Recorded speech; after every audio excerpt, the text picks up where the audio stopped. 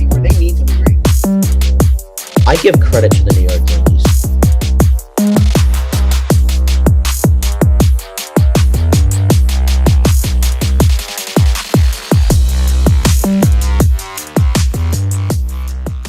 All right, this is the Sports Saga podcast presented by Aldias Electric, the Gonzalez family team of Keller Williams, South Watupa, and Smack Apparel, the official fan gear of the Sports Saga podcast. Podcast. All right, there we go. Hi, everybody. So great to be back for episode 40. We're getting old. Keegan Hamlet, Tyler Clark with us as well. I'm Brady Kudo. Great to have you back, my friend. And it's been a while since the three of us have done something together. Thanks for the invite to come join. This was your idea for me to come on here this morning, so of course I am here. Of course. All right, let's get right into this. We are. Can I just say something before we Sure. start?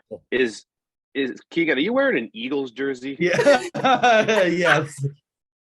I just noticed that. I'm like, all right, okay, sure. I'm sorry. I thought that was. Who is that? McNabb? Yeah. All right, that's what I figured. All right, so obviously we are in the midst of March Madness, and madness has been the perfect word to describe this tournament. We've had upsets galore. We've had close games galore. There's a few teams I want to talk about, but let's start with the obvious one. Fairleigh Dickinson, a 16 seed, not even the champions of the Northeast Conference. Remember, they lost to Merrimack in the final because Merrimack is still in that 4-year transition period. They're not allowed to be in the tournament, so the bid goes to Fairleigh Dickinson.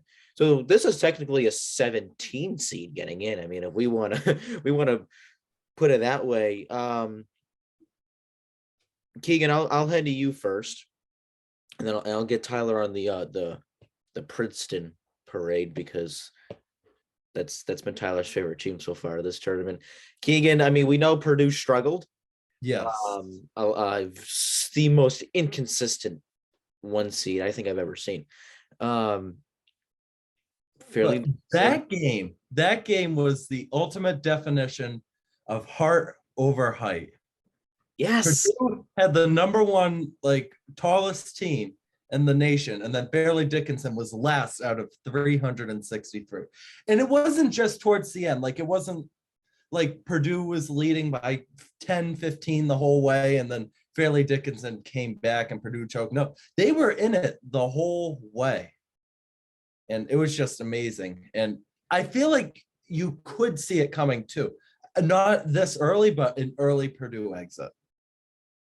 I had Purdue out in the Sweet 16. Same.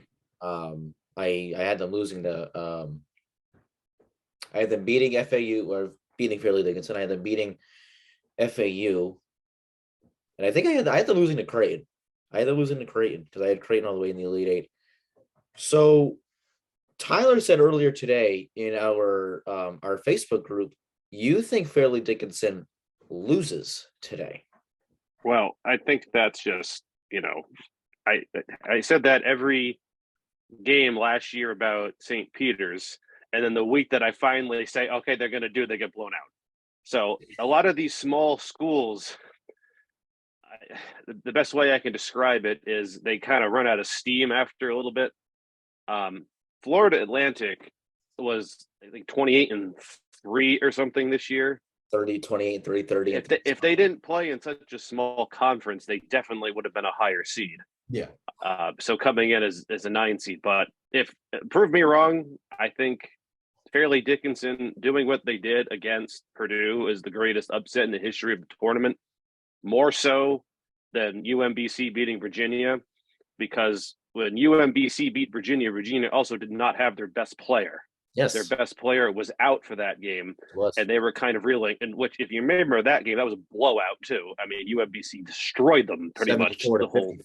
Yeah, this game, Purdue had the best player in the country,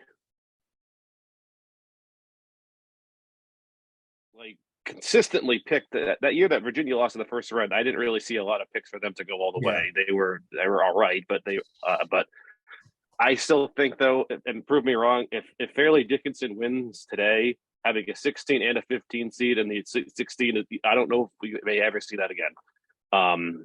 Yeah. But I don't think they'll get blown out. I just think they'll come close because like the 2 years ago, Arkansas in the Sweet 16 beat Oral Roberts on a buzzer beater Yeah. to get even as far as they did. So it could be something very similar again. I mean, FAU is interesting because they didn't, I'm just looking at their non-conference here. They played two SEC teams in Ole Miss and Florida. Well, they lost to Ole Miss and they beat Florida. But considering Conference USA, it's not a bad conference. It's not what it was 10 years ago, not even 5 years ago. It's certainly on the rise. It's one of the better conferences, and same thing with the MAC and with the WCC and the Mountain West. These mid majors that are slowly getting better as the years have gone on. So I'll throw it back to you about Princeton, because you have been writing that, at least in our text chain, you've been loving Princeton. Mm-hmm. And to see them in the Sweet 16, the first Ivy League school since Cornell back in 2010. Yes. What is there a comparison between those two teams, if you can remember 2010 Cornell? Or I think they were 13. They were 12. Yeah, I googled I googled it. They were 12. Let me look it up now. The 2010 tournament was also nuts.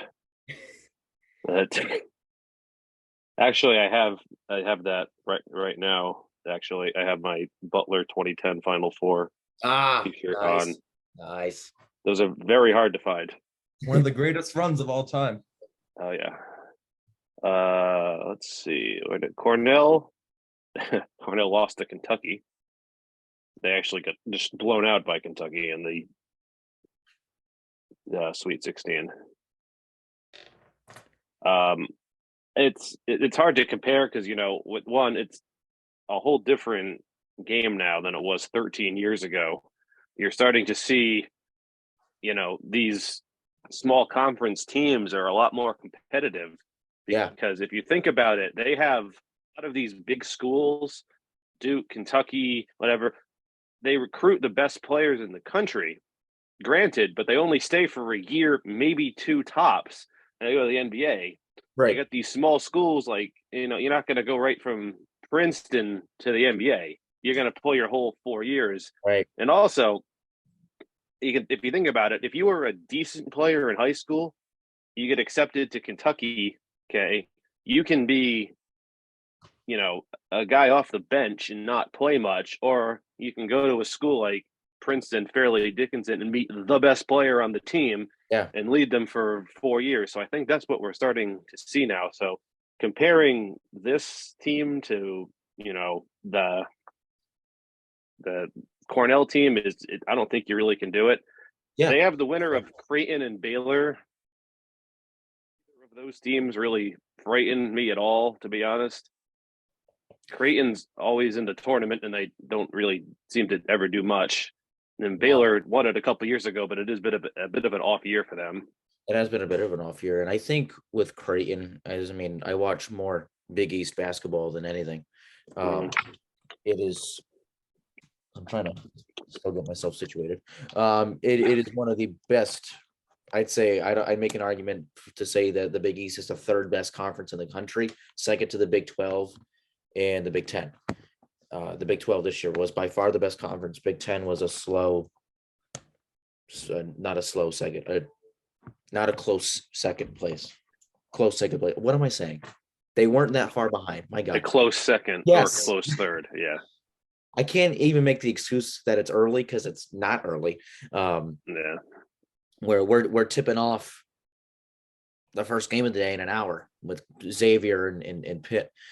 But I think we always how about Pitt beating Iowa State?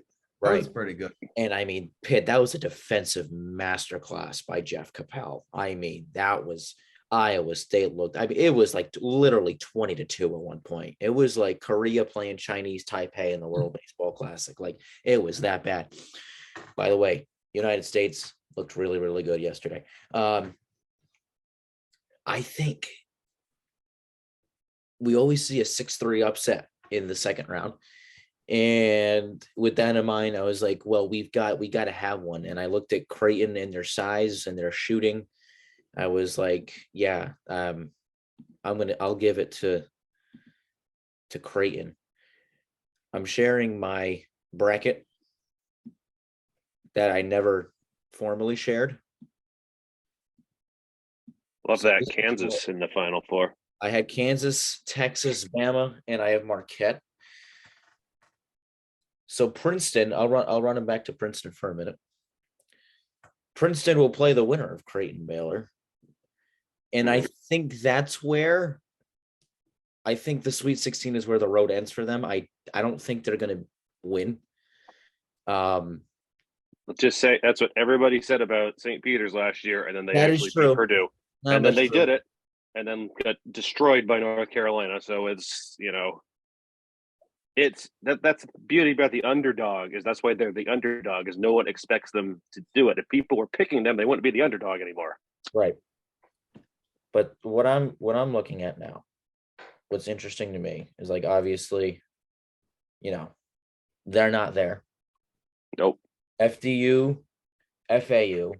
I think I have a strange feeling that FDU is going to get it done. FDU. This whole bracket is just, if you look at the expert picks, it was either Purdue or Duke, and they're both gone. So now what?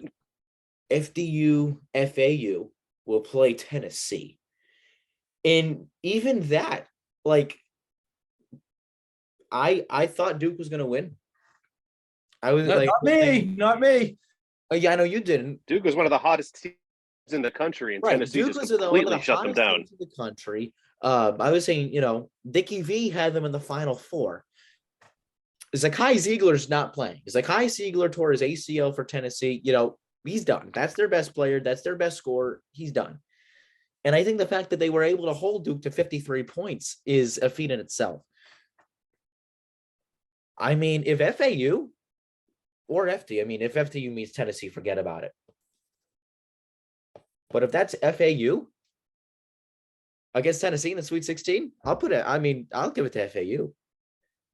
Just the way that this is gone. But I don't know. It's so tough to predict with this tournament now.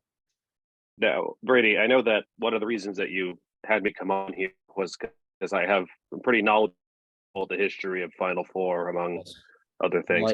FAU makes it. I'm going to ask the two of you this right now. How many other 9 seeds have ever made the Final Four? Here's a trivia question for you right now. It's more than 0. It is more than 0. 1. Who was it? Butler? Kentucky. Butler was an 8. It was Kentucky. 8. Who did you beat in 2014? Kentucky. Oh, I can double check. I know the answer, but if you want to double look it up, it's not UConn. UConn was a 7, and they won it. It was. Oh, was it the 9? It was. I think it was in the 90s. George Mason. They were 11 in 2006. Oh my God. The answer may surprise you. It was 2013. It wasn't Michigan. It wasn't Louisville. Not Michigan.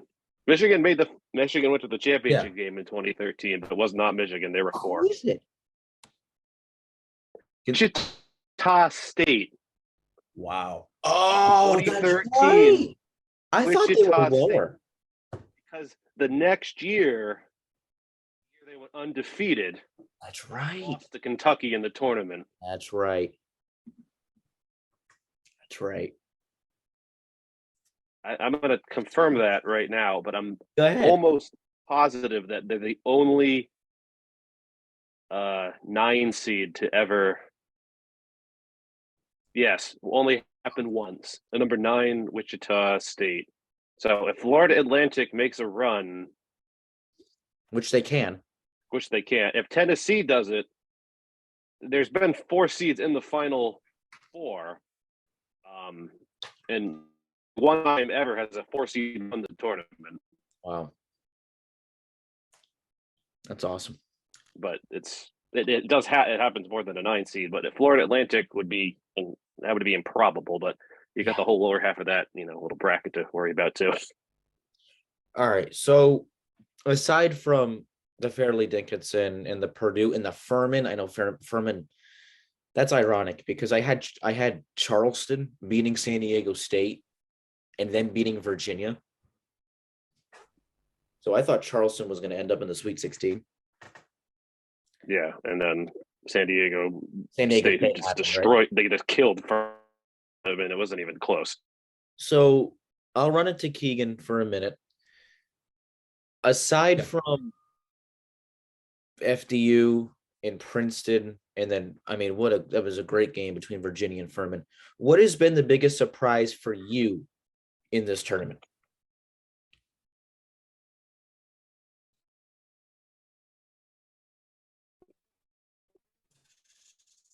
Well, now you gotta give me a second to think about that. Today is Brady frozen? You two were frozen on my end, but I think it's better now. Tyler was moving. I'm not moving much, but yeah, I'm still here.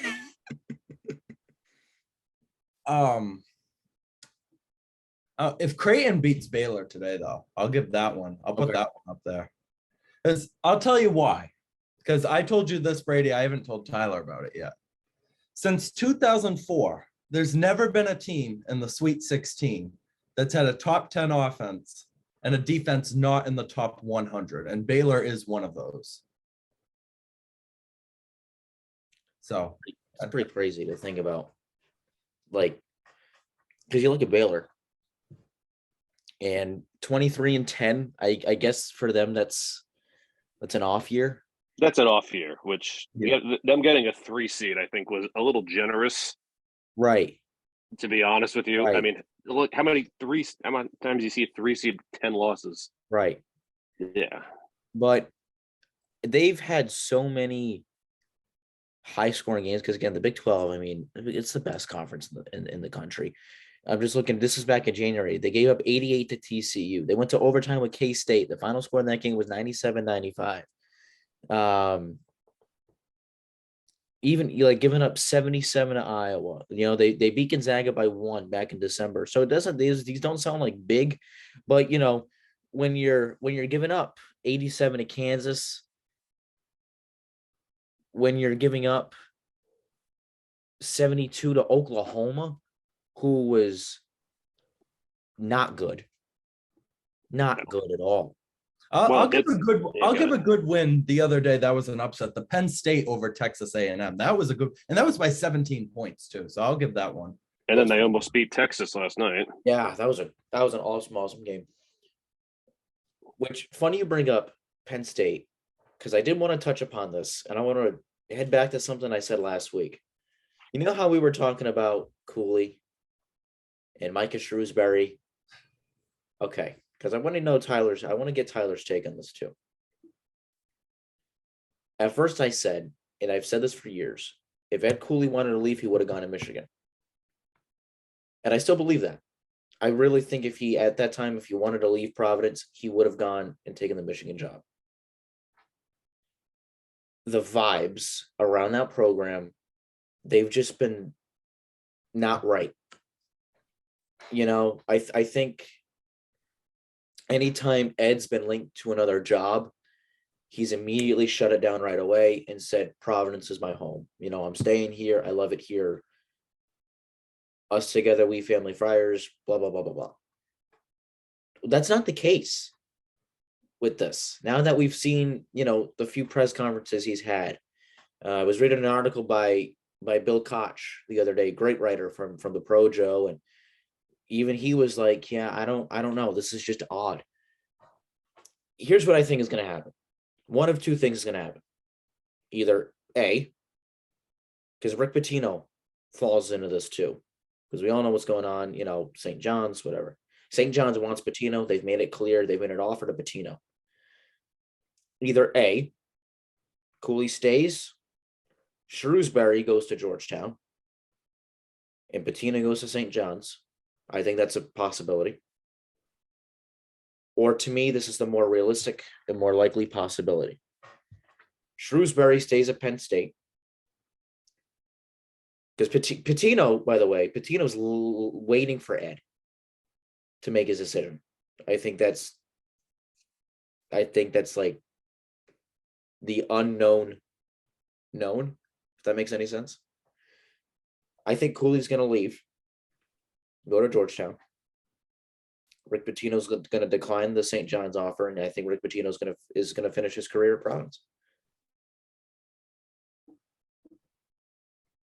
And it stings because I love Ed, and he's a great guy, and he's done so much for the city and for the program.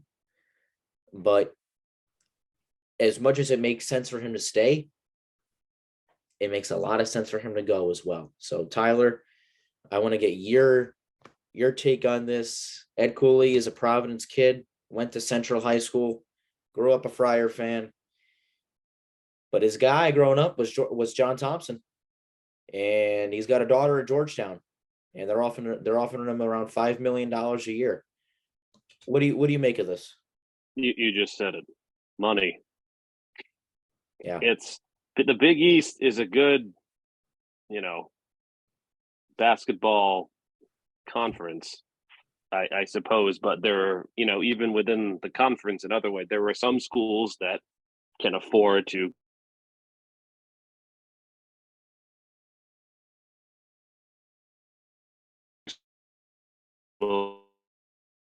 do is if offer a lot of money. Did Brady freeze for you too? No, your voice broke on my screen, actually. Oh. What else in the world of technology that we still? Oh, that's never happened before. yeah, I come on and then that happens. You'll just have to edit that out a little bit then. I don't know. I don't think the host of a Zoom meeting has ever been kicked. Actually, that has happened before. That's another story for another day. That was my freshman year of high school. That did happen. So I heard you say money talks. That's it. I was essentially saying that if you're, given an offer for more money than you can possibly refuse, you're going to take it, even if you're a hometown, whatever. It's only this is a wrong sport, but to make a comparison, I don't think Freddie Freeman ever thought that he would not play for the Braves.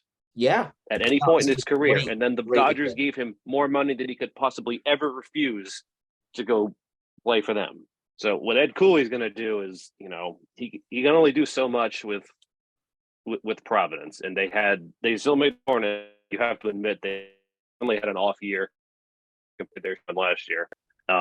It's just what it comes down to is money. So again, I see him leaving absolutely. Well, Freeman, that's a good example. But remember the whole thing with his agent? He ended up firing his agent because his agent lied to him. The Braves. I suppose that's true too. Braves made another offer that I think it was Scott Boras never told him about, and he ended up going to the Dodgers. So that's a great example. Don't get me wrong, that's a great example. But I don't know, it's just something to think about. But yeah. Okay. Well, let me say. Good. Let me say this too. Brad Stevens is like the golden boy at Butler. He would have been there, probably forever, but Butler's a small school that can only offer so much. The Celtics come in and offer him an absurd amount of money to come coach for them. So then he leaves to go do it. It's just a matter of who. It really comes down to the money and who has the better resources and available. I mean, you've seen where Providence plays. It's okay, but it's not the Capital One Arena. No, it's beautiful. Yeah, exactly. It really is. But there's a lot of factors. Right. I don't know how good Georgetown's facilities are other than like the arena, but I could tell you Capital One Arena is 100 times better than the Amp. I mean, like, they don't get the crowds, but with Cooley coming in, they're gonna get the crowds. I think Cooley is a master at the transfer portal. He mastered the transfer portal. He really, really did. So I know Georgetown's had a couple guys going to the portal. I really think if Ed goes there, they'll back out. With Primo Spears being the number one guy. I did see someone on Twitter say, oh my God, if Cooley leaves, then, this is hitting the fan because Hopkins will transfer, Carter will transfer. And I'm like, well, no, because, you've got two guys that would be two-time transfers, which means they would have to apply for a waiver by the NCAA, and that's a whole nother ordeal. And I think if Rick Pitino, like, why wouldn't you want to play under Rick Pitino? You know what I mean? Like, the guy's a legend. So that's where my head's at with that. I'll stop there. But we've got a great slate of games today, second round. Give me Keegan, Michael Hamlet, Thomas Hamlet. Thomas Hamlet. Yeah, I knew that. Give me a lock. Like, if you're a betting man, if you're going to use a free bet, courtesy of DraftKings or someone, they don't pay me to tell you that. Give me a team that hands down guaranteed going to win today. Marquette. Oh, you stole mine. I am not saying Xavier because the way they were like out of sync, the teammates were arguing. I'm not taking them over Pitt like 100% at all. Tyler. UConn beat St. Mary's. Oh, it's a good one. St. Mary's seems like they always make the tournament as a 5 seed and they win the first round and then they lose. Yeah. And UConn is, that bracket is, UCLA's to lose now, but I'm just looking at the other matchups. That's the only one I would feel comfortable with saying. I can see Marquette losing, to be honest, but that's just my opinion. Because you never know with Tom Izzo teams in the NCAA tournament either lose immediately or they go all the way. Yeah. That's fair. Yeah. So is it going to be a year where they lose immediately, or they went to the Final Four as a 7 seed in 2015 when nobody really picked them? Well, Keegan stole mine, so I'll go with my second best option. I'm going to lock in Gonzaga to beat TCU. Gonzaga's given 4. I'll throw out the lines for those. Marquette's given 3, which I think is fair. UConn's given 4, which I think we can bump that up a little bit. And Gonzaga's given 4. TCU, outside of Mike Miles, they don't have a legitimate ball scorer. Eddie Lampkin being hurt, now going to be now in the transfer portal. I know Providence is a team that reached out to him. A lot of Big East schools have reached out to him. A couple schools in the Big 12 as well. I think Gonzaga, it's a 3-headed monster with Strother, Bolton, and Timmy. Yeah, Gonzaga. Mark Few is a different animal in March. I know he hasn't gotten there yet, and I don't think he's going to get there this year. But I think Gonzaga to lock in at TCU. I was thinking about picking K-State over Kentucky, but the same thing. Calipari in March is a different animal. I'll even put that as an upset watch because if Sheboy played like the way he did on Friday, because Kentucky's favored. So I mean, if we want to pick upsets, let's do that. You willing to pick K-State in an upset over Kentucky? Yes. Okay. Pick the higher seed as an upset. Yeah. The other way around. Kentucky in an upset over K-State. Kentucky's the favorite. Is it though? Kentucky's given 3. Yes. K-State's a 3. Kentucky's a 6. Kentucky's given 3. All right, fine. Hold on. Let me pick another one. I'm looking at St. Mary's over UConn. So you're going St. Mary's over UConn? Yeah. Yeah. I say Michigan State beats Marquette. Now I'm at a So we're just crapping on each other's picks. Now we're just now it's just now I'm at a crossroads because like I think Xavier wins. But I don't know. That could go either way. I mean, K-State's the underdog, but they're the higher seed. You know what? Screw it. Give me Fairleigh Dickinson plus 15.5 over FAU. Why not? Right. Go because look at so the other matchups aren't really upsets. You got a 4-5, 4-5. I mean that if a 5 beats a 4, how much Michigan State or Pitt would be my two. Before you say like, oh, Pitt is the first 4 or 11 seed, tell UCLA that a couple years ago. Heck, tell VCU that in 2011. Right. All right. So really quick, Keegan saw some college hockey last night at the Garden.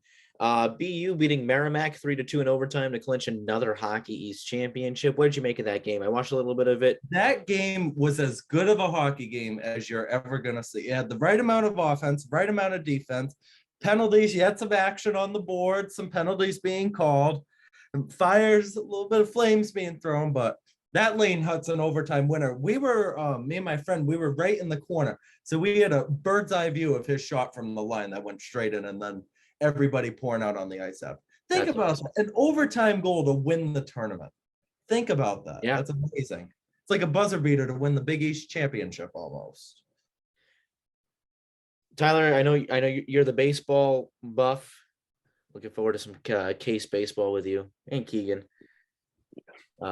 This spring, and softball. Got to shout out the softball. Softball too, yeah. Off a state championship run last year. Have you seen any of the World Baseball Classic? Because that is some awesome, meaningless baseball. Yeah, tell Edwin Diaz that. Yeah, right. No, the Trey Turner Grand Slam last night was pretty electrifying.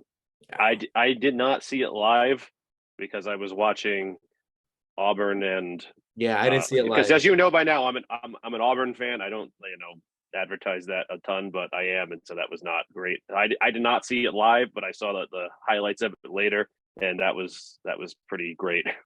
I didn't see it live, but I heard it because when me and my friend were walking back from Boston, the whole bar just erupted in a celebration right after the flip. That's cool. All right, so because we've been doing this all spring, NASCAR Cup Series makes their way to Atlanta Motor Speedway.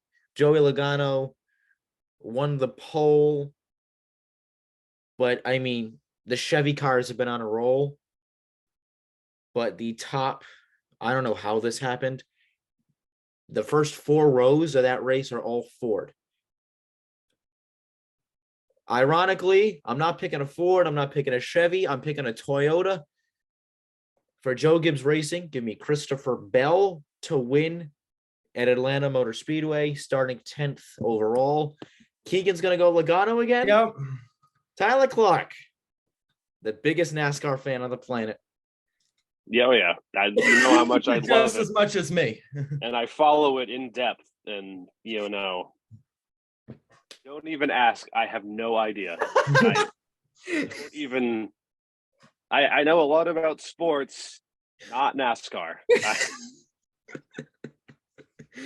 NASCAR 2001 on the PS1, and I would drive around the track. That says to you how long ago it was. Dale Earnhardt was in the game. Wow. I remember that.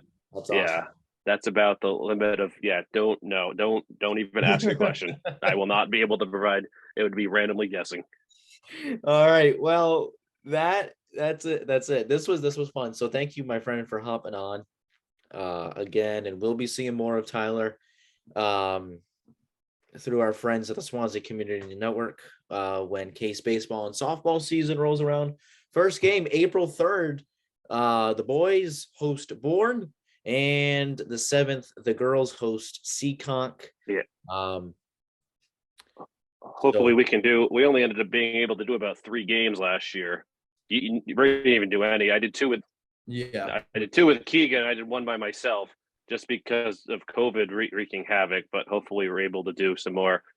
Since we have less than 3 minutes, I just want to quickly ask the 2 of you how well you can do. In an NCAA tournament, obviously they're 1 seeds for a reason. 1 seeds mostly win. Do you know how many teams that are not a 1 seed?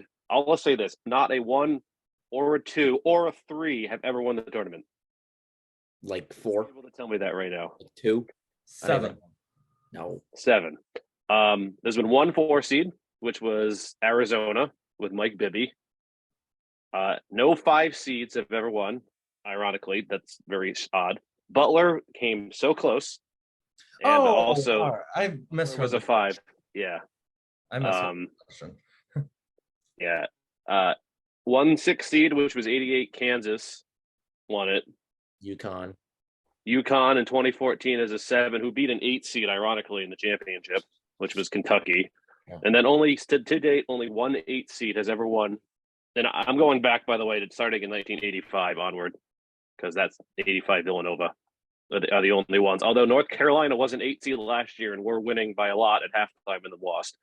But a couple other ones. UConn in 2011, they were a 3 seed, beat 8 seeded Butler in probably the worst championship game ever played. Yes. Yes. Look at the highlights from it. It was real bad. Yep. Missed a couple backs. So I'd like to see, is this the year? Because that we finally see that, because the last 10 years, 2014 UConn was a 7, 2016 Villanova was a 2. That's it. It's been all 1 seeds. I got one thing to say. Alabama. Roll Tide! Yeah, I would agree. I think it's their year. All right, Keegan, give me your winner again, because I know I said Alabama. Only thing that worries me very quickly is I don't think they've ever been to the Final Four. So They haven't. that is true. That is very true. Like, share, subscribe. Thank you all for watching. By the way, tune into the Heron Shoot Around next Sunday. I'll be on the call for that. We'll see you soon.